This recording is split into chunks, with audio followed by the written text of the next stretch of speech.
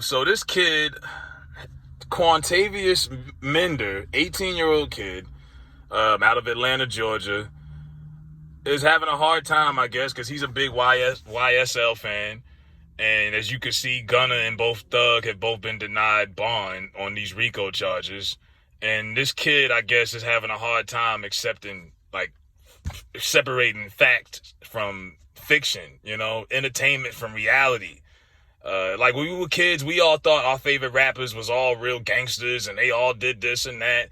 Hey, his favorite rappers they might be living that life.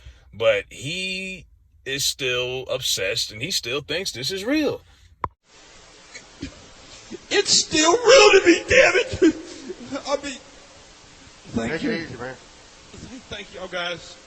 Nonetheless, this kid apparently threatened Fulton County, that's in Atlanta, Fulton County police, because they won't release his favorite rappers. He wants them to desperately come out of jail so that they could continue to make music, to toxic music to brainwash the streets.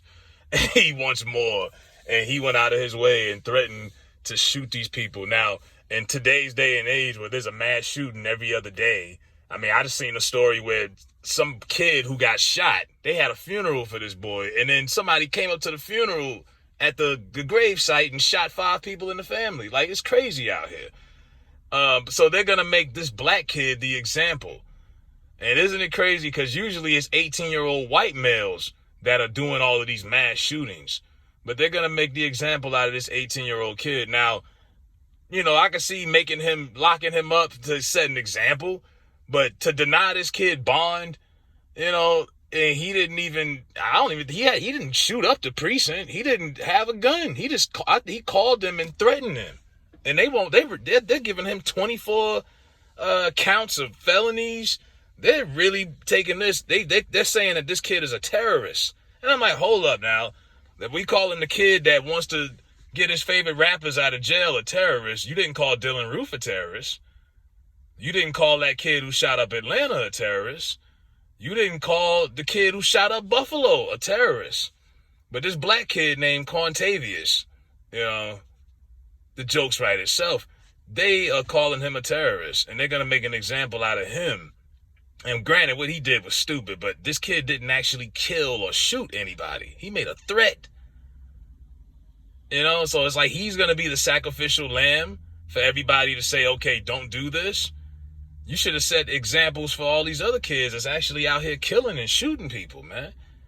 It was a guy where I stay at who tried to lock his family in the house earlier this morning to shoot and threatened to shoot up the whole family. And then aimed fire at the cops. Thank God they got him. He's dead. Crazy ass. Like, these people are nuts, man. This is the craziest time to be living in America. Everything's too expensive, and you got to basically keep your head on a swivel, because everybody is losing it right now. But as funny as I thought this story was initially, I don't like the fact that they're going to try to make an example out of this kid. And this kid didn't even kill anybody. They didn't even shoot anybody. These are all words. Just like the words of the lyrics that he listens to from these rappers that he likes. These is all words. And it's like, I don't think what he did was that serious to throw all of those felony charges on him and, deny his bond. I'm like, come on now.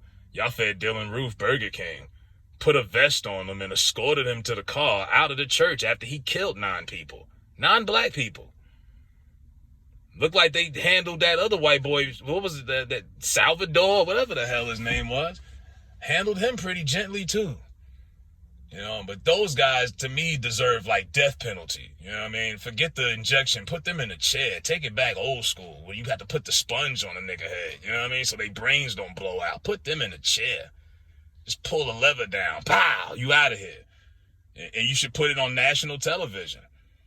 That's what I would do. But I mean, this kid right here didn't do any of that. He just made threats. And I get it. Mass shootings, you got to take gun threats seriously. They had Walmart around here had a threat not too long ago, like 2 days ago.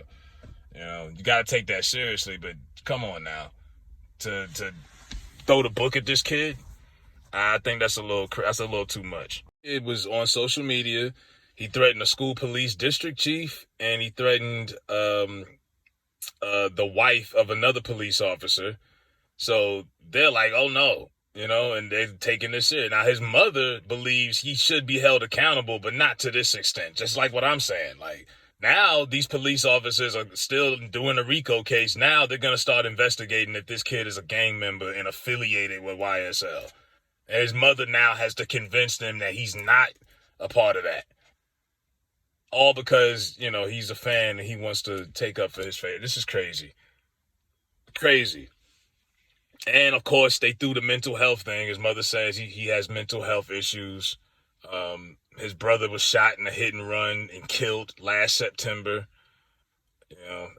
I get tired of hearing the mental health stuff as an excuse also. But, I mean, some people are messed up out here, so that's a touchy subject. But, yeah, Quantavius is still being held in a county jail, right now at the moment, for taking these threats a little, too far, saying that you're going to kill somebody. I mean, he says it. In one of them, they says, I'm going to assassinate you.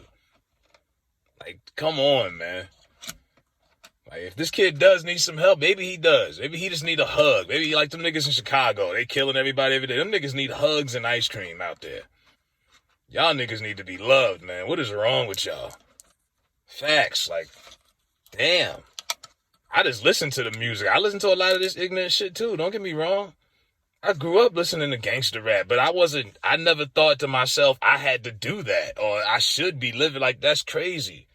I don't know. I just always could separate entertainment from reality. I knew my favorite rappers wasn't actually killing people. It's the art form of it.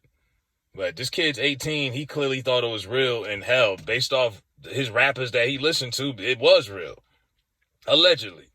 But let me know what y'all think about this. Are they going too far? Are they using this black kid as like the scapegoat for all of these young white kids that's out here actually killing people?